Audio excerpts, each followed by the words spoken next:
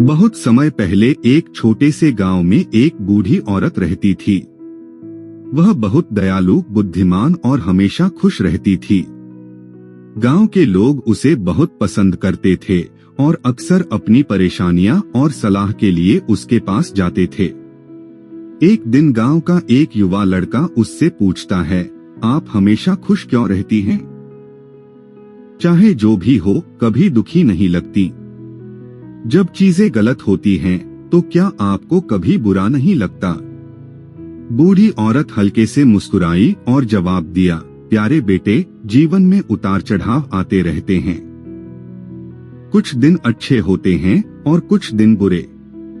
लेकिन मैंने यह सीखा है कि खुशी अंदर से आती है, न कि जो कुछ हमारे आसपास होता है उससे। लड़का हतप्रभ होकर पूछता है, आपका क्या मतलब है? जब बुरा होता है तो आप खुश कैसे रह सकती हैं? बूढ़ी औरत ने अपनी जिंदगी का एक किस्सा सुनाया। जब मैं जवान थी, तब मेरे पास एक परिवार था, एक पति और बच्चे थे।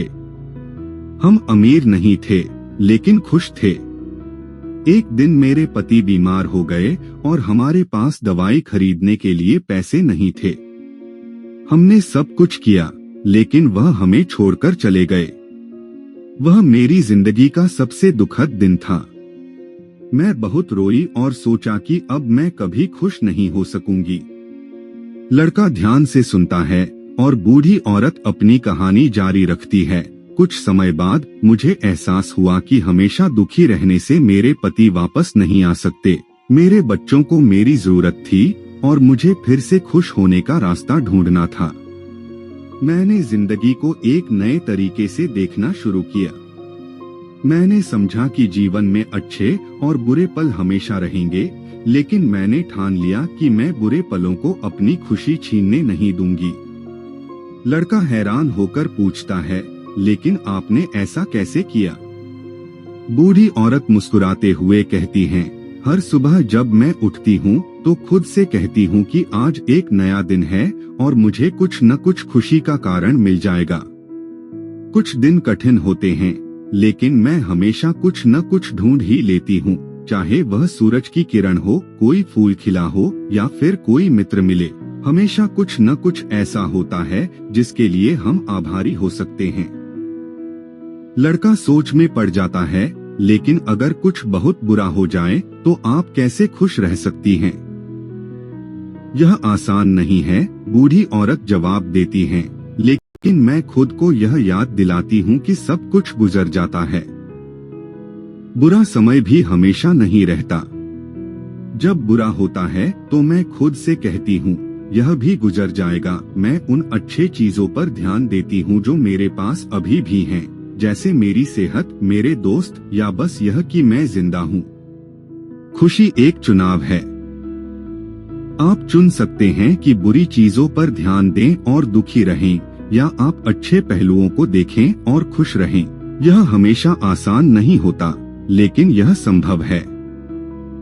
लड़का बूढ़ी औरत का धन्यवाद करता है और घर से निकलकर उसकी सलाह को अपनाने का निर्णय लेता है। उस दिन के बाद से उसने हर स्थिति में कुछ अच्छा ढूंढने की कोशिश की, ठीक उसी तरह जैसे बूढ़ी औरत ने उसे बताया था।